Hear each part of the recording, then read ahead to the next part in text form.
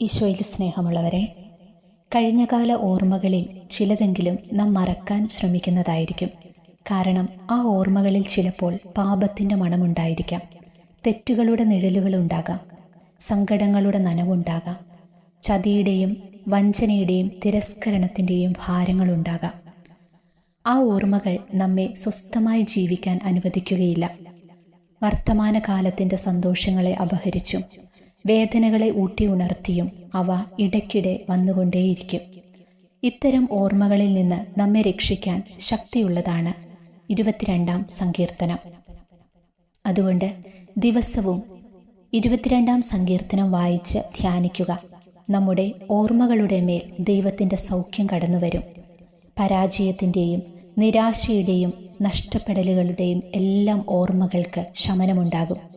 പ്രിയപ്പെട്ടവർ മരിച്ചുപോയതാകാം, പരീക്ഷയിൽ പരാജയപ്പെട്ടതാകാം, സുഹൃത്തുക്കൾ ചതിച്ചതാകാം, ജീവിത പങ്കാളി വിശ്വാസവഞ്ചന കാണിച്ചതാകാം. ഓർമ്മകൾ എന്തുമായിക്കൊള്ളട്ടെ, ആ തിക്താനുഭവങ്ങളിൽ നിന്ന് മോചനം നേടാൻ ഈ സങ്കീർത്തനം ദിവസവും ചൊല്ലി പ്രാർത്ഥിക്കുക. വേദനിപ്പിക്കുന്ന ഓർമ്മകളിൽ നിന്ന് വിടുതൽ ലഭിക്കാനും ആന്തരിക സൗഖ്യം ലഭിക്കാനും ഈ 22-ാം സങ്കീർത്തനവും അനുദിനം ചൊല്ലി പ്രാർത്ഥിക്കുന്നത് ഒത്തിരി സൗഖ്യദായകമാണ്. നമുക്ക് പ്രാർത്ഥിക്കാം. 22-ാം സങ്കീർത്തനം. പരിത്യക്തൻ്റെ രോദനവും പ്രത്യാശയും.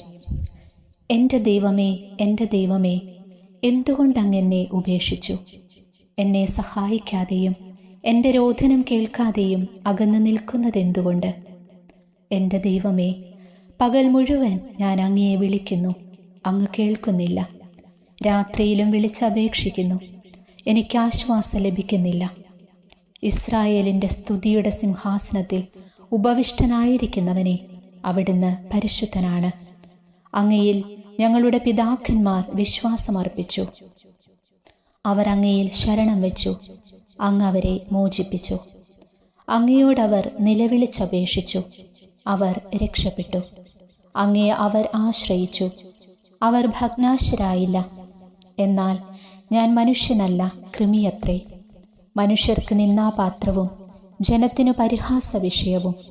കാണുന്നവരെല്ലാം എന്നെ അവഹേളിക്കുന്നു.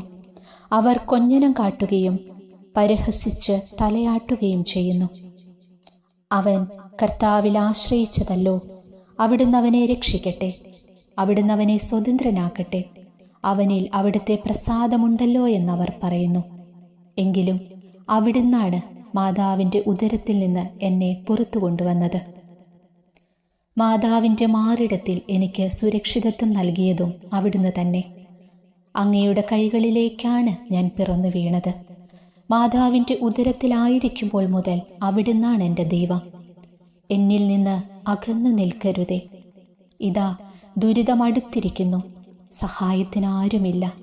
കാളക്കൂറ്റന്മാർ എന്നെ വളഞ്ഞിരിക്കുന്നു, ബാഷാൻ കാളക്കൂറ്റന്മാർ എന്നെ ചുറ്റിയിരിക്കുന്നു. ആർത്തിയോടെ അല്ലറിയടുക്കുന്ന സിംഹം പോലെ അവ എൻ്റെ നേരെ വായ് പിളർന്നിരിക്കുന്നു.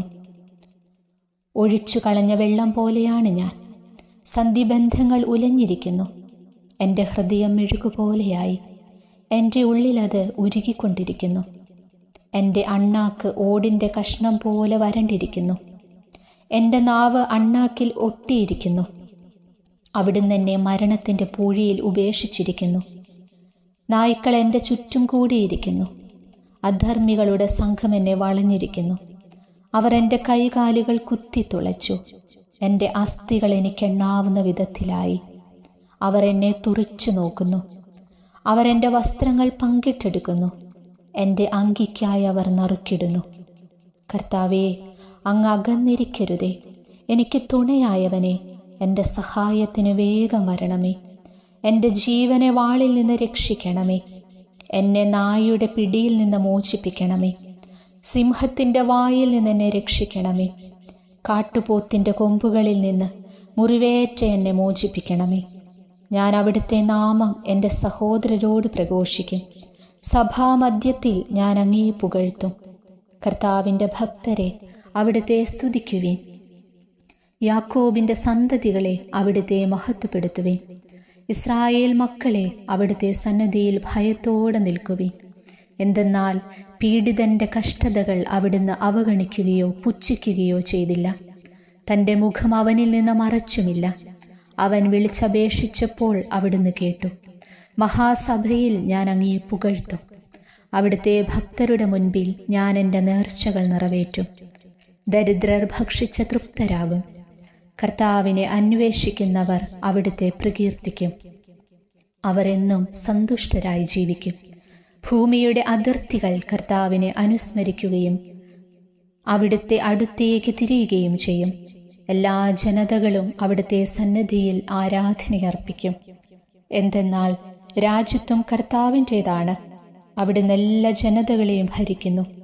ഭൂമിയിലെ അഹങ്കാരികൾ അവിടുത്തെ മുൻപിൽ കുമ്പിടും. ജീവൻ പിടിച്ചു നിർത്താനാവാതെ പൊടിയിലേക്ക് മടങ്ങുന്നവർ അവിടുത്തെ മുൻപിൽ പ്രണമിക്കും. പുരുഷാന്തരങ്ങൾ അവിടുത്തെ സേവിക്കും. അവർ ഭാവി തലമുറയോട് കർത്താവിനെ പറ്റി പറയും. ജനിക്കാനിരിക്കുന്ന തലമുറയോട് കർത്താവാണ് മോചനം നേടിത്തന്നതെന്ന് അവർ ഉദ്ഘോഷിക്കും. ദൈവമായ കർത്താവിന് സ്തുതി.